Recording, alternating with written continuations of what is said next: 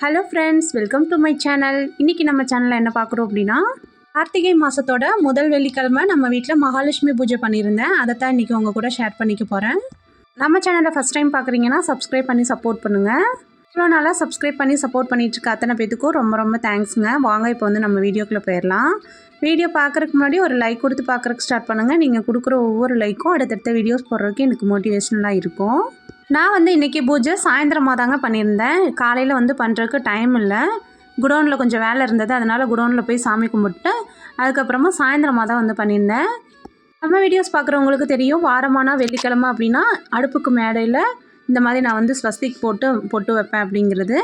இந்த ஸ்வஸ்திக்கில் பார்த்திங்கன்னா 5 பொட்டு வரும். ஒன்று பிள்ளையாருக்கு, ஒன்று நம்ம குலதெய்வத்துக்கு, ஒன்று நலமகாராஜா, ஒன்று அன்னபூரணி, சூரிய பகவானுக்காகவும் மொத்தம் 5 பொட்டு வைப்போம். இந்த 5 பொட்டு வச்சு நம்ம வந்து சமைக்கிறப்போ எந்த ஒரு பொருளும் வேஸ்ட் ஆகாது. நம்ம சமைக்கிற டிஷ்ஷும் வந்து ரொம்ப டேஸ்ட்டாக வரும். அதே மாதிரி எந்த ஒரு அசம்பாவிதமும் நடக்காது. என்னோட நம்பிக்கை, அதை தான் வந்து நான் ஃபாலோ பண்ணிகிட்ருக்கேன். அதே மாதிரி நம்ம வீட்டில் வச்சுருக்க அம்மிக்கல், இடிகள் எல்லாத்துக்குமே வந்து பொட்டு வைக்கணும். அம்மிக்கல், இடிகள் இதெல்லாம் வந்து நம்ம வீட்டில் ஏதாவது வாஸ்து குறைபாடுகள் இருந்துச்சு அப்படின்னா அதெல்லாம் வந்து சரி செஞ்சு கொடுக்கும். இப்போ வந்து நம்ம அரிசி மாவில் கோலம் போட்டுக்கலாம். இந்த மாதிரி அரிசி மாவு நான் வந்து ப்ரிப்பேர் பண்ணி வச்சுருக்கேன். இது வந்து பார்த்திங்கன்னா பிளேட்டில் வந்து ஊற்றி வச்சு அதை வந்து அப்படியே கட்டியாட்டம் எடுத்து வச்சுருக்கேன். நம்மக்கிட்ட அரிசி மாவு கோலம் கிடைக்கும் அப்படின்னு சொல்லியிருந்தோம் இல்லைங்களா. வர அமாவாசையிலேருந்து நம்ம புதுசாக வந்து ஒரு பிஸ்னஸ் ஸ்டார்ட் பண்ண போகிறோம். அதுக்கான முயற்சிகளை தான் இப்போ வந்து நான் எடுத்துகிட்ருக்கேன். வர அமாவாசை அந்த அன்னைக்கு தான் வந்து நாங்கள் ஃபுல்லாக அந்த ப்ராடக்ட் ஃபுல்லாக பண்ண போகிறோம். ப்ராடக்டில் என்னென்ன அப்படிங்கிறது வர அமாவாசை அன்னைக்கு உங்களுக்கு வந்து தெரிஞ்சிடும். எல்லோரும் கண்டிப்பாக எனக்கு சப்போர்ட் பண்ணுங்கள். அரிசி மாவில் கோலம் போடுறதுனால என்னென்ன பெனிஃபிட்ஸ் அப்படிங்கிறதெல்லாம் ஒவ்வொரு வீடியோலையும் நான் சொல்லிட்டு தான் இருக்கேன். வரைக்கும் அடுப்புக்கு இந்த மாதிரி வந்து நம்ம கோலம் போட்டு மங்களகரமாக வச்சுக்கிட்டு நம்ம வந்து ஏதாவது ஒரு சாமிக்கு வந்து பிரசாதம் செய்யணும் அப்படிங்கிறனால நான் வந்து இந்த மாதிரி வந்து அடுப்புக்கு கோலம் போட்டுப்பேன். சாயந்தரமாக நீங்கள் வந்து கோலம் போடுறீங்களே அப்படின்னு கேட்பீங்க. நான் வந்து காலையில் எழுந்திரிச்சோன்னவே வந்து அடுப்புக்கு வந்து திருநீரில் வந்து பொட்டு வச்சு விட்டுட்டு மஞ்சள் குங்குமம் வச்சுருவேன். ஏதாவது வந்து பிரசாதம் சமைக்கிற மாதிரி இருந்துச்சு அப்படின்னா அப்போதைக்கு மட்டும் அடுப்பை வந்து நல்லா கழுவி விட்டுட்டு நான் வந்து இந்த மாதிரி கோலம் போட்டுட்டு அதுக்கப்புறமா வந்து சமைக்க ஆரம்பிப்பேன். இப்போ வந்து பார்த்திங்கன்னா அடுப்புக்கு கோலம்லாம் போட்டுட்டு மஞ்சள் குங்குமம்லாம் வச்சாச்சு. எதுக்காக இந்த கார்த்திகை மாதத்தில் வீட்டில் மகாலட்சுமி பூஜை பண்ணுறீங்க அப்படின்னு ஒரு சிலருக்கு கேள்விகள் வரும். அதாவது கார்த்திகை மாதத்தை விருச்சக மாதம்னு சொல்லுவாங்க. ஸோ இந்த விருச்சக மாதம் அப்படின்னா இந்த விருச்சக மாதத்தில் தான் மகாலட்சுமி தாயார் தோன்றியது அப்படின்னு சொல்லுவாங்க. ஸோ வந்து இந்த மாதத்தில் நம்ம வர்ற 5 வெள்ளியிலையுமே நம்ம மகாலட்சுமி தாயாரை நினச்சி வீட்டில் பூஜை பண்ணணும் அப்படின்னா மகாலட்சுமி தாயாரோட அனுகிரகம் பரிபூர்ணமாக கிடைக்கும் அப்படின்னு சொல்லுவாங்க. ஸோ அதனால தான் நான் வந்து சரி இந்த 5 வெள்ளியுமே நம்ம வீட்டில் மகாலட்சுமி பூஜை பண்ணலாம் அப்படின்னு சொல்லிட்டு முதல் வாரமாக நான் வந்து இன்றைக்கி மகாலட்சுமி பூஜை பண்ணுறேன்.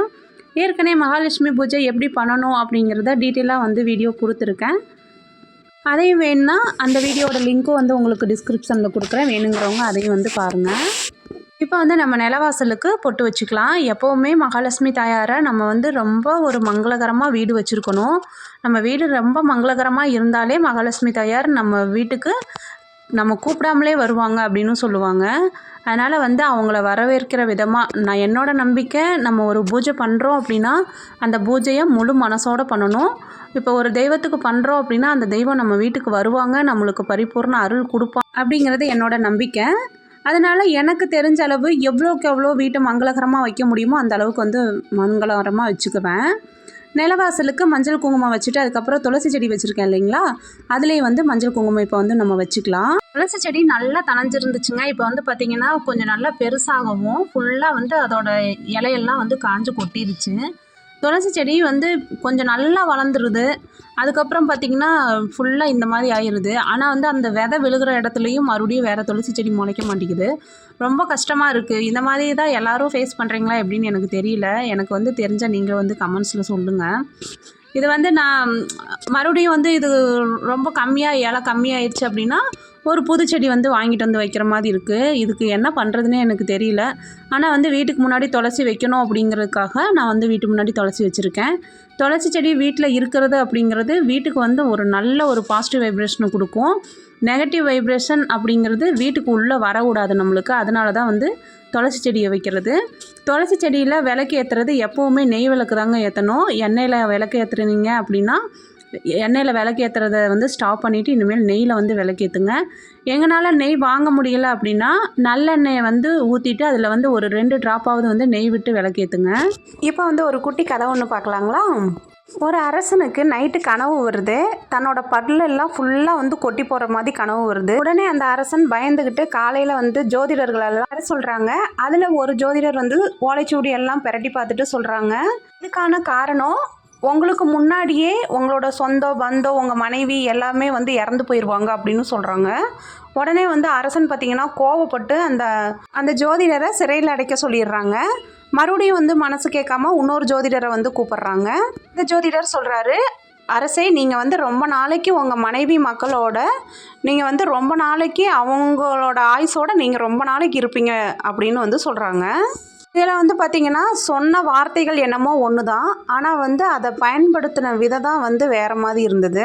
நம்மளும் இது மாதிரி தாங்க இடமறிஞ்சு பேசணும். வார்த்தைகளை வந்து கவனம் இருந்துச்சு அப்படின்னாலே எந்த இடத்துலையும் நம்ம வந்து அசிங்கப்பட தேவையில்லை அப்படிங்கிறது இந்த கதையிலேருந்து புரிஞ்சுக்கிட்டேன்.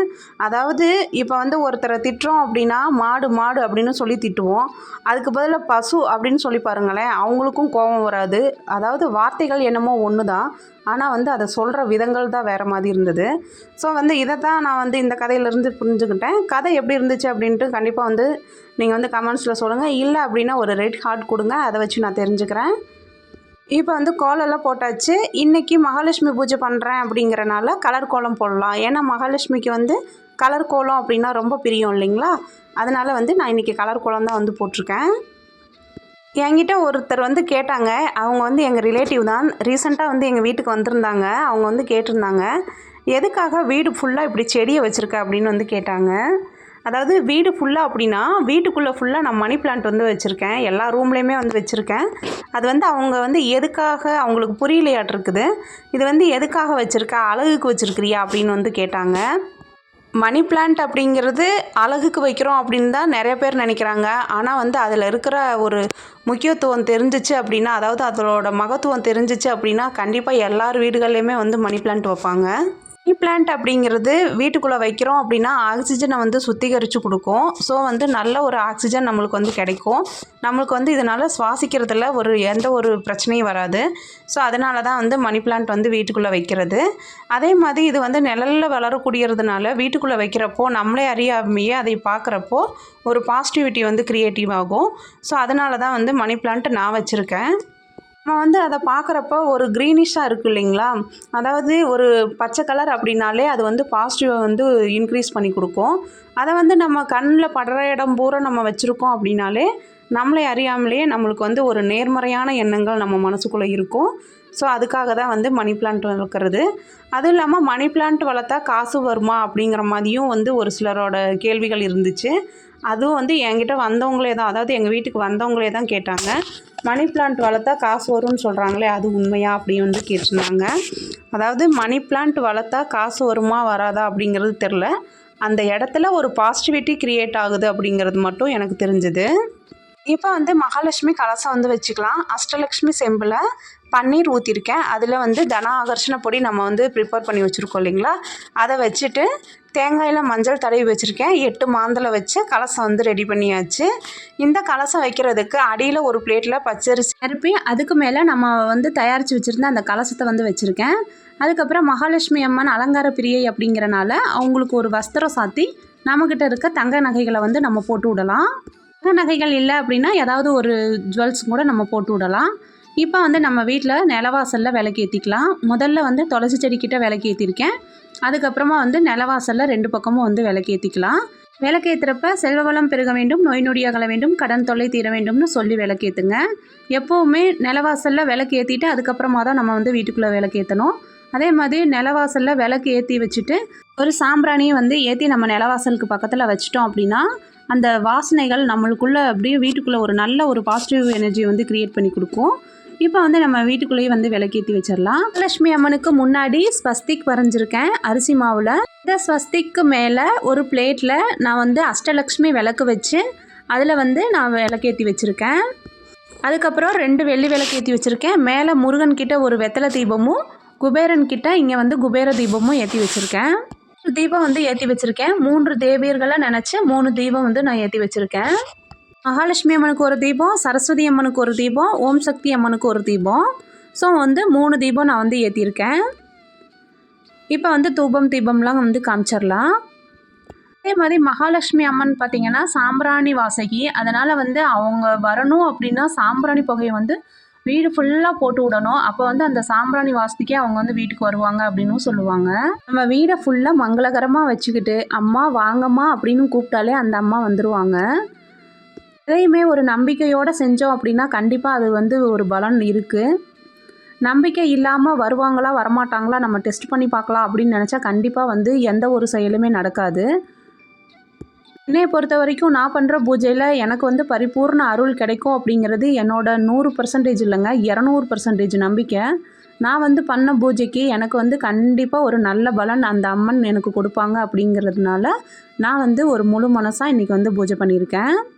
அதே மாதிரி சாம்பிராணி வந்து வீட்டில் வெளியிலேருந்து, அதாவது நிலவாசல்ல இருந்து நம்ம வந்து வீட்டுக்குள்ளே வந்து காமிச்சு கொண்டுட்டு வரணும். அதே மாதிரி கற்பூரமும் வீடு ஃபுல்லாக வந்து காமிச்சு விடணும். மகாலட்சுமி பூஜை பண்ணுறோம் அப்படின்னாலே அந்த அன்னைக்கு வந்து நம்மளும் ரொம்ப மங்களகரமாக இருக்கணும். மேக்ஸிமம் வந்து பெண்கள் நீங்கள் உங்களை சுடிதார் போட வேணான்னு சொல்லலை. இந்த மகாலட்சுமி பூஜை பண்ணுறீங்க அப்படின்னா தயவுசெய்து வந்து புடவை கட்டிட்டு வந்து இந்த பூஜையை வந்து பண்ணுங்கள். எனக்கு தெரிஞ்சது தப்பாக இருந்தால் வந்து கண்டிப்பாக மன்னிச்சுக்கோங்க என்னைய. ஸோ எல்லாம் இப்போ வந்து நம்ம தீபம் எல்லாம் வந்து காமிச்சாச்சு. இப்போ வந்து சுவாமிக்கு வந்து நெய்வேத்தியம் வந்து கொடுத்துடலாம். நெய்வேத்தியம் வந்து கொடுக்குறப்ப அருட்பெருஞ்சோதி அருட்பெருஞ்சோதி தனிப்பெருங்கருணை அருட்பெருஞ்சோதின்னு சொல்லி வந்து சுவாமிக்கு நெய்வேத்தியம் படைங்க. அதே மாதிரி நான் வந்து மகாலட்சுமி பூஜை பண்ணுறேன் அப்படிங்கிறனால இன்றைக்கி வந்து பச்சை கற்பூரம் தான் வந்து ஏற்றி அதில் வந்து நான் இன்றைக்கி கற்பூர ஜோதியை வந்து காமிச்சிருக்கேன். வீட்டில் பச்சை கற்பூரம் ஏற்றுறோம் அப்படின்னாலே அந்த ஒரு பாசிட்டிவிட்டி அப்படியே வீடு ஃபுல்லாக எப்போவுமே இருந்துக்கிட்டே இருக்குங்க. நீங்கள் வந்து இதை ட்ரை பண்ணி பாருங்களேன். அதாவது ஒரு கற்பூரம் வச்சு அந்த கற்பூரத்துக்கு மேலே கொஞ்சம் பச்சை கற்பூரம் வச்சாலும் சரி, இல்லை பச்சை கற்பூரமே ஃபுல்லாக வச்சாலும் சரி.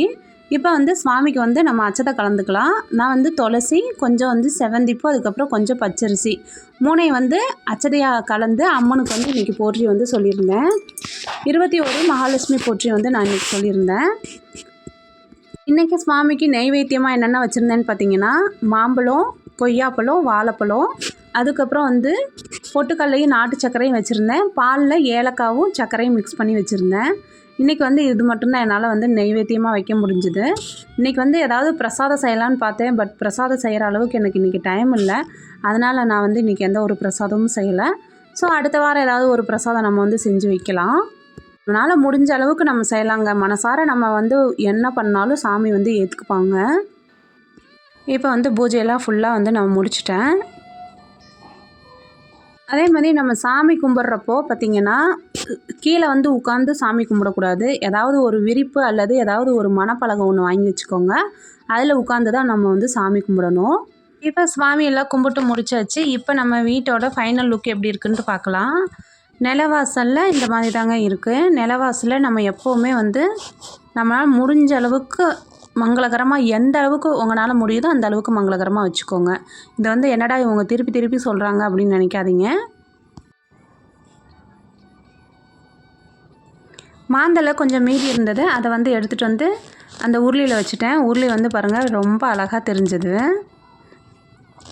இந்த சங்குப்பூ பார்த்திங்கன்னா முதல்ல ஒரு 6-7 பூ பூத்துட்டு இருந்துச்சு. இப்போல்லாம் 1 2 தான் இருக்குது. சரி அது செடியிலே இருக்கிறனால அழகாக இருக்கட்டுமே அப்படின்னு சொல்லி விட்டுட்டேன். இப்போ பாருங்கள் நம்ம பூஜை ரூம் இந்த மாதிரி தான் இருக்குது. வீட்டில் வலம்புரி சங்கு வைக்கிறது அப்படிங்கிறது ரொம்ப ரொம்ப நல்லதுங்க. வீட்டில் வந்து ஒரு குட்டி சங்காவது வாங்கி வைங்க. அதுக்குன்னு பெரிய அளவு சங்கெல்லாம் வந்து வீட்டில் வாங்கி வைக்காதீங்க. அன்னபூரணி கையில் எப்போவுமே அரிசி இருக்கிற மாதிரி பார்த்துக்கோங்க. நான் ஏற்கனவே வந்து ஒரு சில வீடியோஸ்லாம் சொல்லியிருப்பேன். வீட்டில் சாமி ரூமில் கண்ணாடி வைக்கிறது அப்படிங்கிறது ரொம்ப முக்கியமான ஒன்று. இப்போ நம்ம வச்ச மகாலட்சுமி அம்மன் பாருங்கள் அழகாக இருக்காங்க இல்லைங்களா? முகம் வைக்கிறதா இருந்தால் முகம் வைக்கலாம். முகம் வச்சோம் அப்படின்னா நம்ம வந்து அந்த அளவுக்கு நம்மளால் ஃபாலோ பண்ண முடியாது. அதாவது நான்வெஜ்லாம் எதுவும் செய்யக்கூடாது. அதனால் வந்து நான் முகம்லாம் வைக்கல, சும்மா வெறும் கலசம் மட்டும்தான் வச்சுருக்கேன். பூஜை உங்களுக்கு கண்டிப்பாக பிடிச்சிருக்கும்னு நினைக்கிறேன். பூஜை எப்படி இருந்துச்சு அப்படின்ட்டு கமெண்ட்ஸில் சொல்லுங்கள்.